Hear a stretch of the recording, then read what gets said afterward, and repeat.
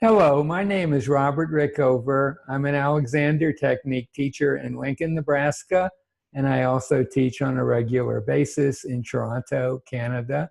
I've been teaching for just over 35 years now. And during the last 5 years or so, an increasing amount of my teaching has been online.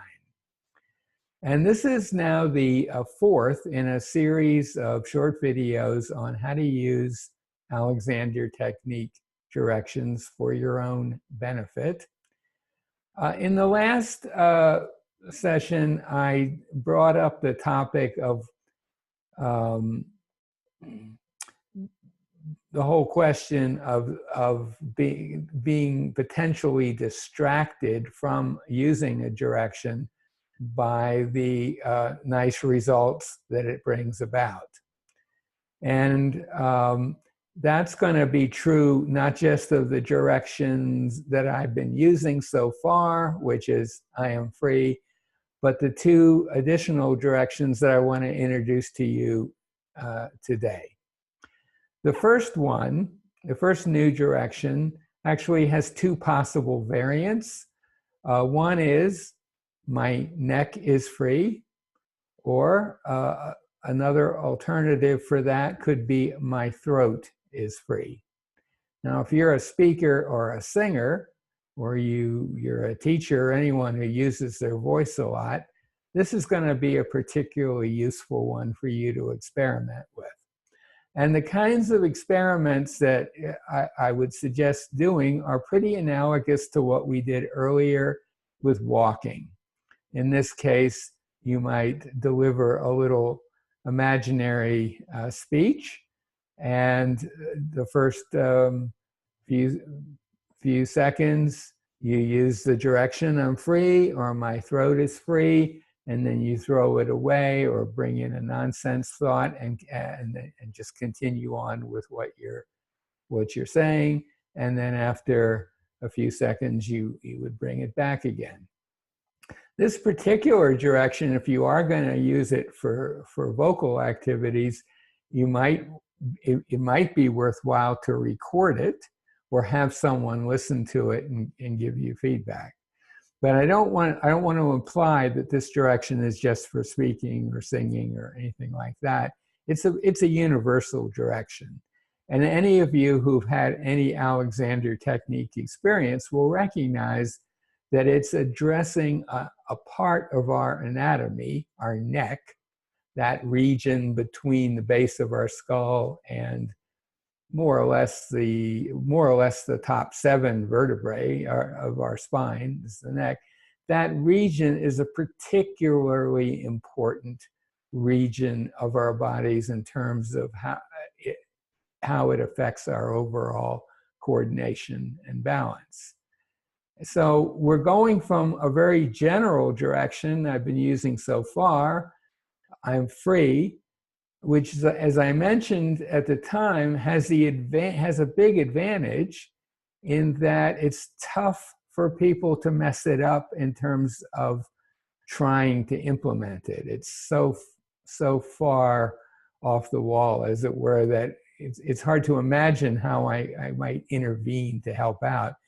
But my neck is free or my throat is free, people start getting much better at intervening. And I say better, I put that in quotes. They're much more able to mess things up by perhaps bringing to bear some extra ideas they have learned about how the neck should function, that sort of thing. So the session I just did, of course, addressed that kind of issue. But it just bear in mind that it is comes into effect for this direction quite a bit.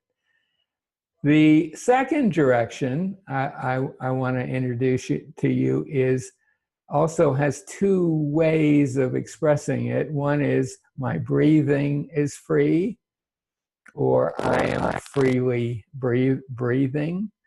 That's a really powerful one, and I suggest for that one that you do your initial experiments with it lying down. If you're familiar with Alexander Constructive Rest, that would be a perfect place to experiment with it. But you could also do it just lying down in bed. Just lie down as though you were going to go to sleep or take a nap, but just bring that thought lightly to bear.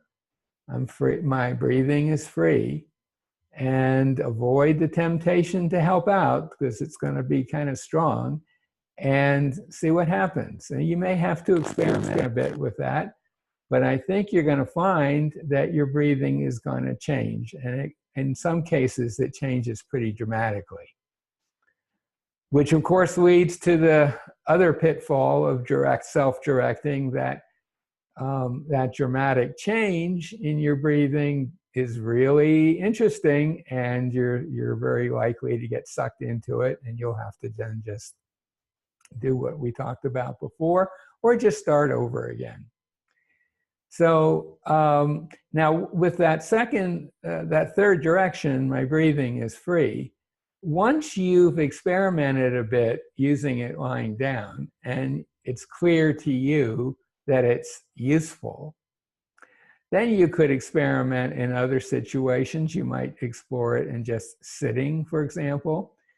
But that particular direction is a very interesting one to use in walking or running or any activity where there's a lot going on, swimming, for example, precisely because it's often one that you're not going to notice the direct impact of the direction.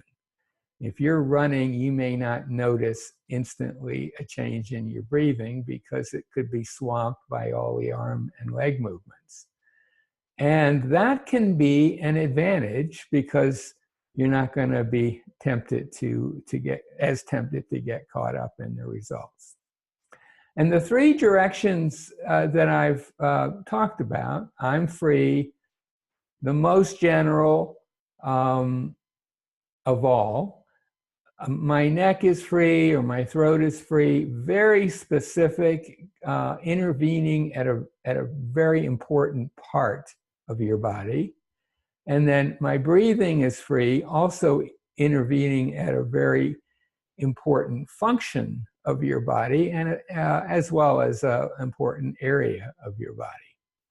And I have found in my teaching that those three directions are very good go-to directions, any one of them, when you feel like it might be useful to change how you're functioning, and you don't have the mental energy to decide, well, what's the best direction for this situation.